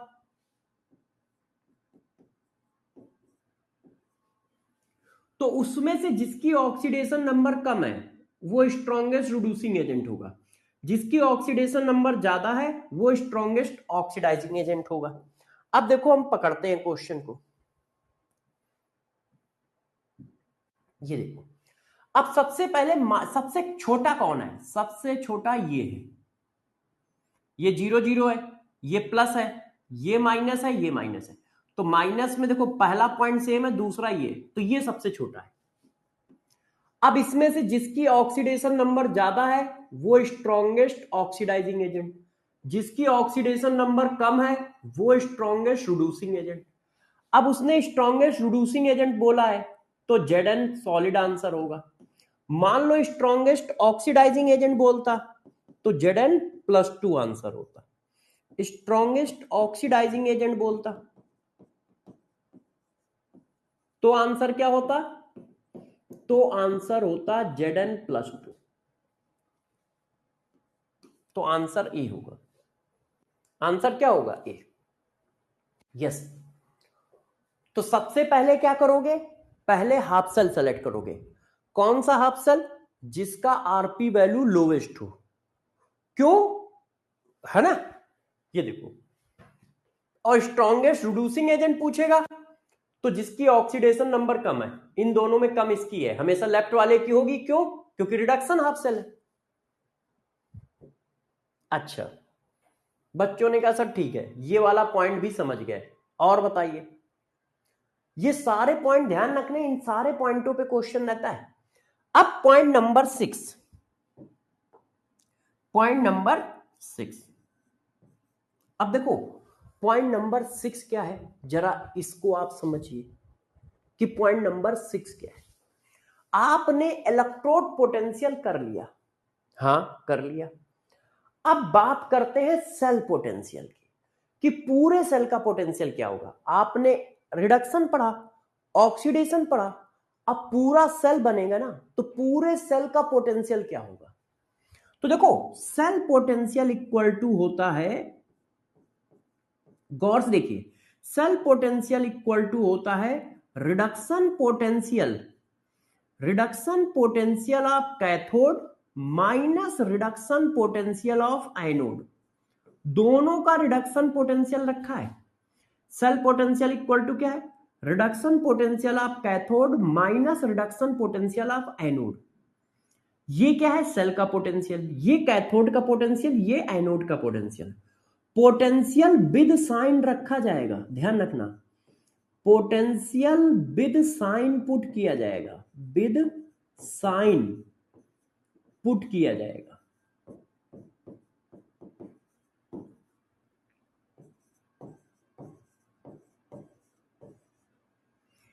बात समझ में आई? ई सेल इक्वल टू क्या हुआ? Reduction potential of cathode minus reduction potential of anode. इतनी बात समझ में आ गई? चेक करो। अच्छा, इस फार्मूले को कैसे कैसे लिख सकते हो? देखिए, इस फार्मूले को कैसे कैसे लिख सकते हो? तो देखो सीएसडी, इसको हम लिख कैसे कैसे सकते हैं? हमारा फार्मूला है E cell equal to E reduction potential of cathode minus reduction potential of anode. हम हर बार यही यूज करेंगे, हम हमेशा यही यूज करेंगे। मान लो कोई सेल पोटेंशियल को, मान लो कोई सेल पोटेंशियल को ऑक्सीडेशन के टर्म में लिखना चाहता है, मान लो कोई सेल पोटेंशियल को ऑक्सीडेशन के टर्म में लिखना चाहता है, तो क्या करोगे? रिडक्शन को ऑक्सीडेशन के टर्म में लिखोगे तो क्या लगाओगे? माइनस। ध्यान है आपको? स्टेट फंक्शन होता है। उसी हाफ सेल का रिडक्शन पोटेंशियल उसी हाफ सेल के ऑक्सीडेशन पोटेंशियल के बराबर होता है विद अपोजिट साइन। उसी हाफ सेल का रिडक्शन पोटेंशियल उसी हाफ सेल के ऑक्सीडेशन पोटेंशियल के बराबर होता है विद अपोजिट साइन। अब क्या हो गया? जब आप ऑक्सीडेशन के टर्म में लिखोगे तो एनोड माइनस कैथोड हो गया। ये देखो, ऑक्सीडेशन पोटेंशियल ऑफ एनोड, क्यों माइनस माइनस क्या होगा? Plus. Oxidation potential of cathode, ये देखो, ये क्या है? ऑक्सीडेशन के टर्म में है, और ये क्या है? रिडक्शन के टर्म में। हम सिर्फ एक याद रखेंगे, रिडक्शन वाला, वो मैं आपको बस करके दिखा रहा हूं। क्यों? क्योंकि वो ऑप्शन में कई ऑप्शन लिख सकता है। Select the correct representation of cell potential, और तुमको फंसा सकता है। तो लिखने के तरीके में बता रहा हूं, आप सिर्फ ये याद रखोगे, मुझे भी यही याद है कि cell potential equal to reduction potential of cathode minus reduction potential of anode. कोई भी बच्चा इस तरह से याद नहीं रखेगा कि cell potential equal to cathode minus anode, ऐसे मत याद रखना। बच्चे जल्दी जल्दी में ऐसे याद रख लेते हैं, मगर ये गलत है, वो लपेट देगा तुम्हें। Reduction potential of cathode minus reduction potential of anode, दोनों के रिडक्शन पोटेंशियल रखने हैं, दोनों के रिडक्शन पोटेंशियल रखने हैं। Reduction potential of cathode minus reduction potential of anode. बात समझ में आई? बात समझ में आई? रायता मत फैला देना। अब देखो, मैं इस पर क्वेश्चन देता हूं, देखना अभी तुम रो दोगे, तुमको लगेगा कि अरे यार क्या लिखे। मैंने जैसा कहा है कि मैं हर पॉइंट पे क्वेश्चन दूंगा, तो इस पे भी क्वेश्चन दूंगा। देखना, select correct representation of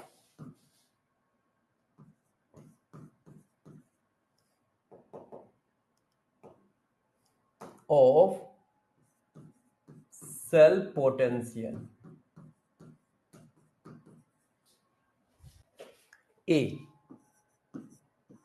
E cell equal to RP value of cathode minus RP value of anode. B, E cell equal to RP value of cathode plus OP value of anode. C, E cell equal to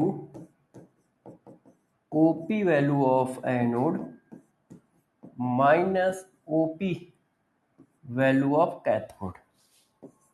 D, E cell equal to OP value of anode plus RP value of cathode. Option A B, option A सी,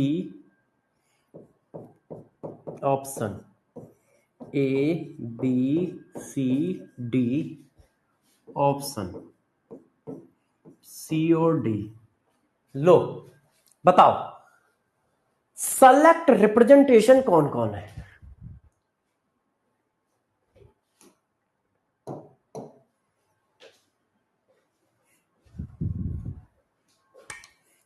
बहुत हंस रहे थे, बहुत हंस रहे थे।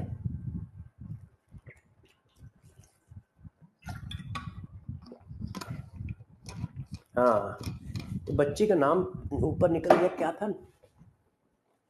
हाँ ये बच्ची का क्या नाम है? नीतू। हाँ लड़की नीतू, यस। और ओम प्रकाश, वेरी गुड। नीतू और ओम प्रकाश, मस्त और सही आंसर दिया है। जीत ने भी सही आंसर दिया है, बाकी तो निकम्मे है, निकम्मे। हाँ मैंने कहा था ना मैं तुम्हें फंसा दूंगा। कैसे, जरा गौर से सुनिए। राहुल ने भी सही आंसर दिया है। आपको मैंने ये फार्मूला पढ़ाया, अरे यार इसको जाने कितने तरीकों से लिखा जा सकता है।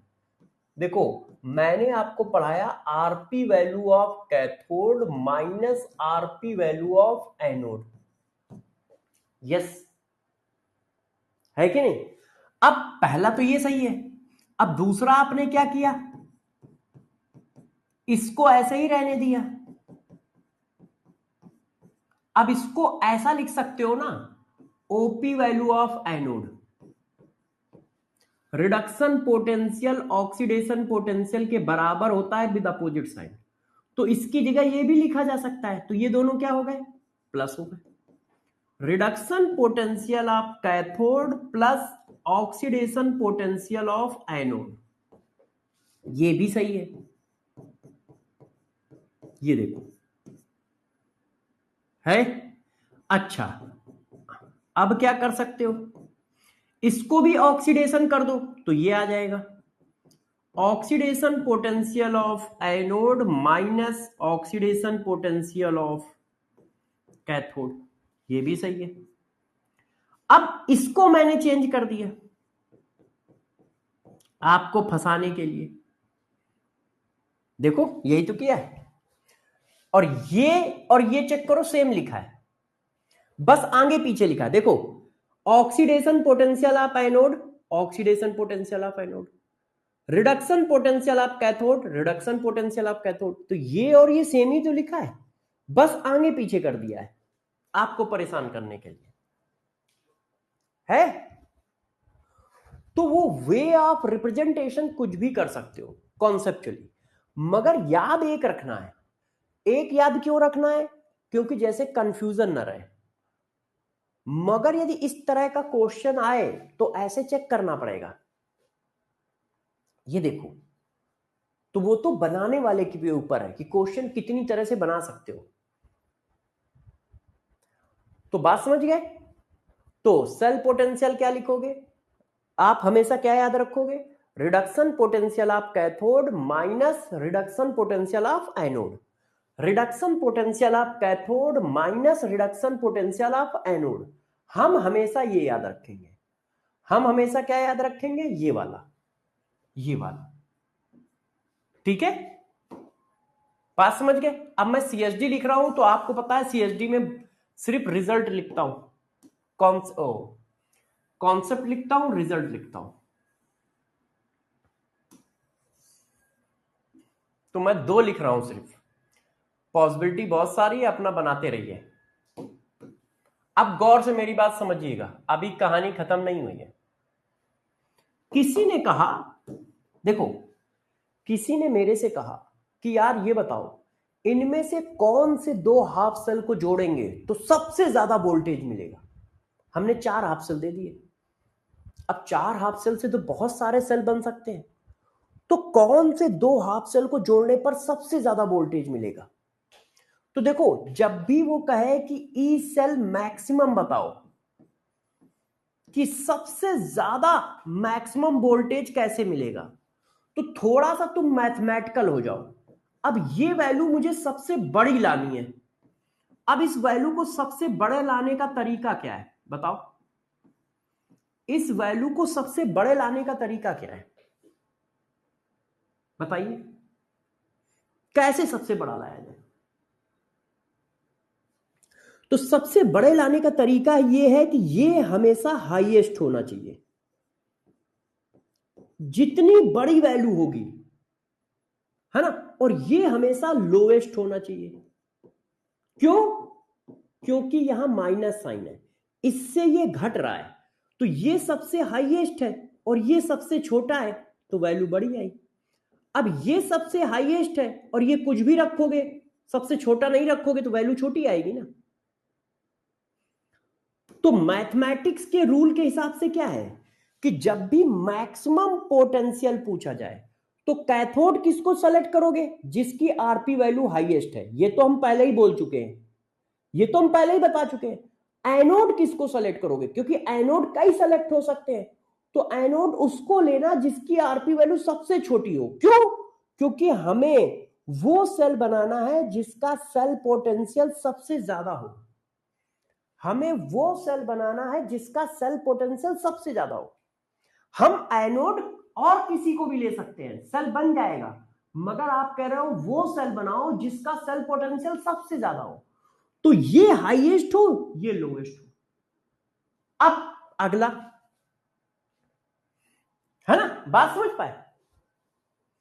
अब मिनिमम पूछ रहा है, मिनिमम पूछ रहा है कि ऐसा सेल बनाओ जिसका इलेक्ट्रोड पोटेंशियल मिनिमम हो मगर सेल काम भी करता हो, जिसका सेल पोटेंशियल मिनिमम हो और सेल काम भी करता हो। तो कैसे करोगे? तो मैथमेटिकली ज्यादा टफ है, हमें डिफरेंस मिनिमम रखना है। तो डिफरेंस जब मिनिमम रखोगे तो सभी कॉम्बिनेशन निकाल के देखने पड़ेंगे। आप इसकी तरह डायरेक्ट नहीं कर सकते हो, क्योंकि हो सकता है कि कौन सा कॉम्बिनेशन का वोल्टेज मिनिमम है देख के नहीं पता चलेगा। मतलब इस तरह से कोई मैथमेटिक्स नहीं लगा सकते हो। जब मिनिमम कहेगा तो आप पॉसिबल सेल निकालो और सबके पोटेंशियल निकालो। यदि वो ई सेल मिनिमम कहता है, ई सेल मिनिमम, तो बच्चों मैथमेटिकली इजीली सॉल्व नहीं होगा। तब क्या होगा? सभी कॉम्बिनेशन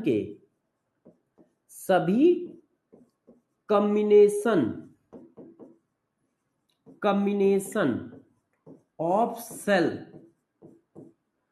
का पोटेंशियल ई सेल कैलकुलेट करके देखना होगा, कैलकुलेट करके देखना होगा। आप डायरेक्ट ऐसा रूल नहीं बना सकते। क्यों नहीं बना सकते? अभी देखो, मैं कॉन्सेप्ट देता हूं। अभी मैं ये चीज आपको देता हूं, क्वेश्चन में कराता हूं, गौर से देखिए। आपके लिए मैं क्वेश्चन हर तरह के लाया हूं। तो पहले सेल वाले बना देता हूं।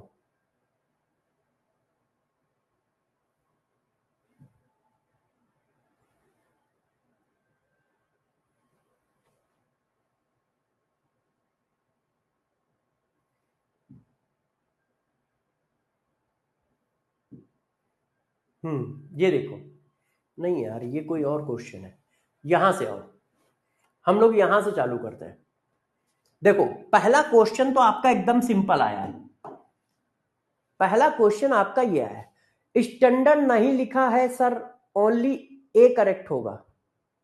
किसमें कह रहे हो बेटा? कुणाल, आप लोग किस क्वेश्चन की बात कर रहे हो? चलो मैं देख लूंगा, आप पहले इसको करो। The standard reduction potential E naught for the half cell are as.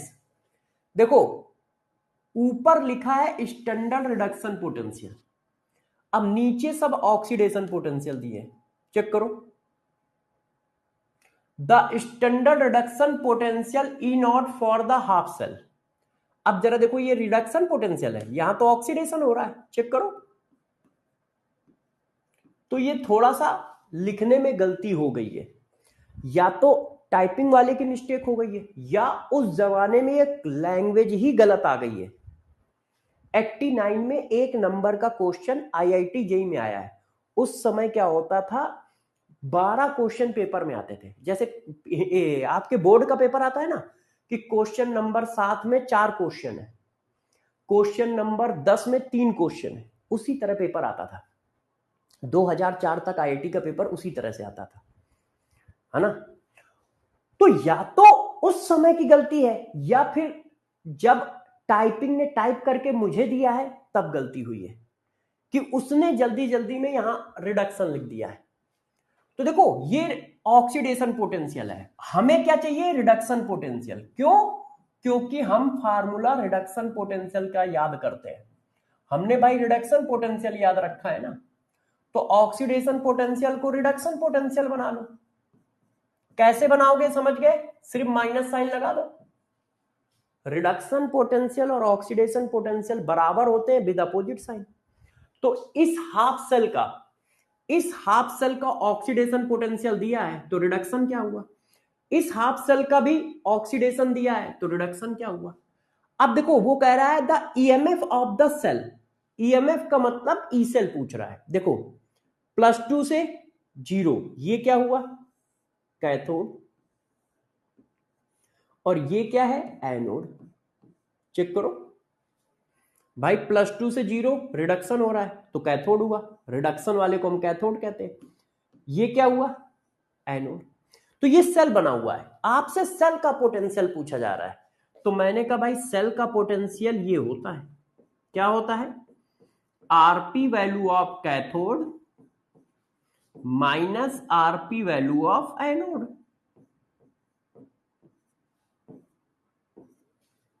ठीक, अब आरपी वैल्यू, कैथोड किसको मानोगे, जिसकी आरपी वैल्यू बड़ी हो। आरपी वैल्यू इसकी बड़ी है तो ये कैथोड है। एनोड किसको मानोगे, जिसकी आरपी वैल्यू छोटी होगी। अब जरा इनको सेट करो,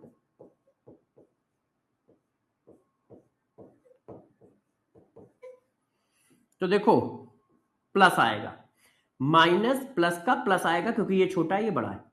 अब 6 से 5 गया 1, 7 से 4 गया 3, ये आ गया। अब देखो वो माइनस भी दे रहे हैं प्लस भी दे रहे हैं, तो जरा ध्यान रखना है कौन सा टिक करना है। वो माइनस भी दे रहे हैं प्लस भी दे रहे हैं, अच्छे से करना है। ये देखो पहला क्वेश्चन तो ऐसा ही आता है कि आप सेल पोटेंशियल निकालो। अब इसका स्टैंडर्ड क्वेश्चन और टफ करने वाला क्वेश्चन अभी मैं कराऊंगा, पहले देखो ऐसे ही क्वेश्चन आते हैं। अब ये क्वेश्चन करो, ये आपके एग्जाम का क्वेश्चन है, ये देखो करो। A button cell used in watch function as follow, 0 से +2 ऑक्सीडेशन है, +1 से 0 रिडक्शन है। If half cell potential are, +2 से 0 मतलब ये आरपी वैल्यू दी है, +1 से 0 मतलब ये भी आरपी वैल्यू दी है। अब पूछ क्या रहा है, the cell potential will be, तो सेल पोटेंशियल इक्वल टू क्या है, RP value of cathode minus RP value of anode. अब कैथोड की तरह कौन काम करेगा, जिसका आरपी ज्यादा हो। कैथोड की तरह कौन काम करेगा, जिसका आरपी ज्यादा हो। इसका आरपी ये है, इसका आरपी ये है, तो ज्यादा किसका है, नीचे वाले का, तो ये कैथोड हो गया, माइनस ये एनोड हो गया। भाई जिसका आरपी ज्यादा होता है वो कैथोड होता है, और जिसका आरपी कम होता है वो एनोड होता है। तो पहली बात साइन प्लस आएगा, तो जब साइन प्लस, अच्छा सबका साइन प्लस दे रखा है, तो 6 4 10, 10 की 0 हासिल लगा 1, 7 और 3 10, 10 1 11, ये आ गया 1.1 वोल्ट, 1.1 वोल्ट। क्लियर है, क्लियर है। अच्छा नहीं भाई, भाई वो क्वेश्चन मुझे ही लिखना पड़ेगा, वो क्वेश्चन मुझे ही लिखना पड़ेगा तगड़ा वाला। अब मैं लिखता हूं, मैंने बुक में डाला है, देखो मैंने बुक में डाला है, मैं लिख के देता हूं, टेंशन न लो मुन्ना, मैं लिखता हूं तुम्हारे लिए, ये देखो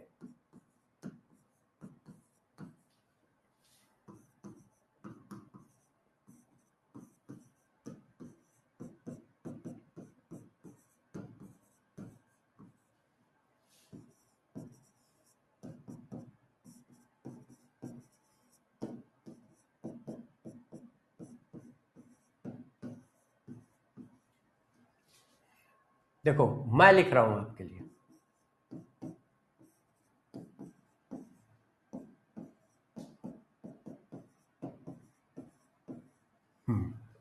अब मैं क्वेश्चन बना रहा हूं, 4 हाफ सेल मैंने आपको दे रखे हैं, आप चाहो तो एक हाफ सेल मैं और बढ़ा सकता हूं, ये लो एक हाफ सेल मैं और बढ़ा दे रहा हूं।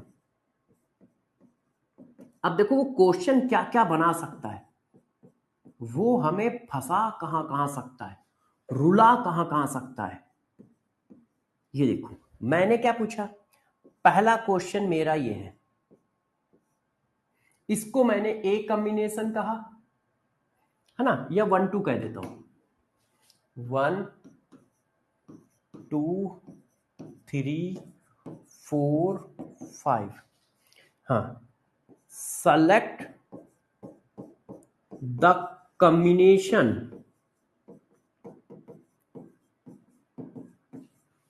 of any two half cell which is form maximum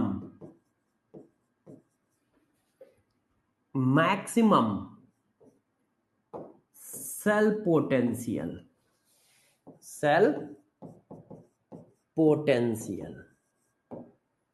A, option दे दिया आपको, 1 + 2 को जोड़ा है, बी 2 + 4 को जोड़ा है, सी, हाँ अरे यार सी,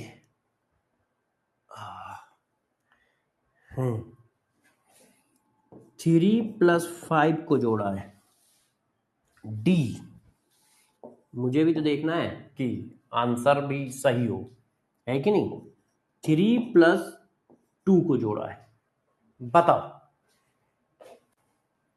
अब बताओ, पहला क्वेश्चन मेरा ये है,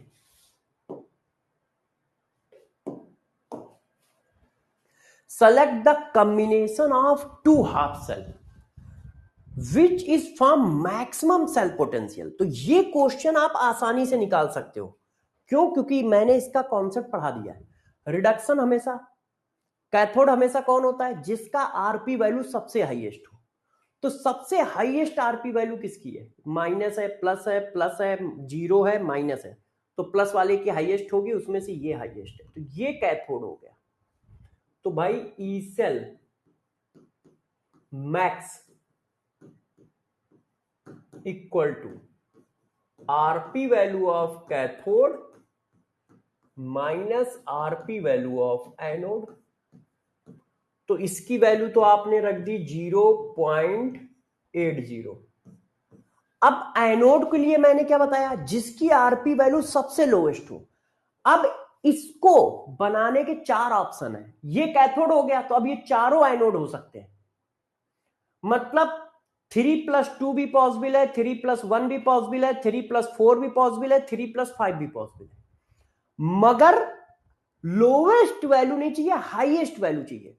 तो हाईएस्ट वैल्यू के लिए एनोड किसको लोगे, जिसकी आरपी वैल्यू सबसे कम है, तो इनमें से सबसे कम इसकी है, तो हम 5 वाले को लेंगे।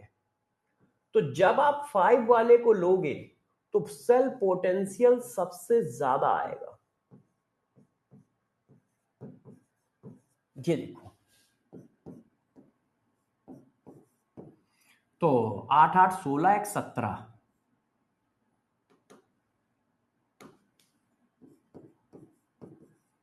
ये आया। तो वही न्यूमेरिकल क्वेश्चन भी पूछ सकता था, क्या कि वैल्यू बताओ, हमने जैसे कॉम्बिनेशन पूछा वो वैल्यू भी पूछ सकता था, select the combination of any two half cell which is form maximum cell potential. तो ये क्वेश्चन आ गया। तो 3 और 5 वो क्वेश्चन को ऐसे भी पूछ सकता था, ठीक है क्या? Select combine any two half cell which is given as follows। अब ये गिवन है, ठीक है, ये गिवन है। Calculate maximum cell potential in combination combination of any two half cell, combination of any two half cell। अब numerical value पूछ रहे हो तो न्यूमेरिकल वैल्यू में ऐसे ऑप्शन आएंगे। तो यदि कॉम्बिनेशन मिल गया तो न्यूमेरिकल वैल्यू तो मिल ही जाएगी, है कि नहीं? ये देखो, मगर इसका टफेस्ट फॉर्म जानते हो क्या बनेगा? जब वो मिनिमम पूछेगा तो मिनिमम बहुत टफ है। तो मिनिमम जब पूछेगा तो इतने हाफ सेल नहीं देगा, क्योंकि क्वेश्चन बहुत लेंदी हो जाएगा। वो जेई में इतने हाफ सेल देगा। यदि उसको मिनिमम पूछना है तो वो इतने हाफ सेल नहीं देगा। क्यों? क्योंकि यार जितने ज्यादा कॉम्बिनेशन उतना ज्यादा सॉल्व करना पड़ेगा आपको। तो जब वो मिनिमम पूछेगा तो कुछ हाफ सेल कम कर देगा। जैसे ये देखो, यदि मुझे मिनिमम पूछना है तो मैं ऐसे पूछूंगा, बस एक और ले लो, बस इसको हटा दो, जैसे ज्यादा कॉम्बिनेशन ना बने।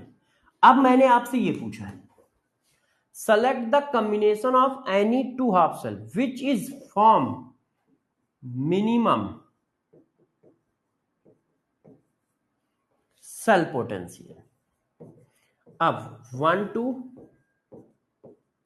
2 3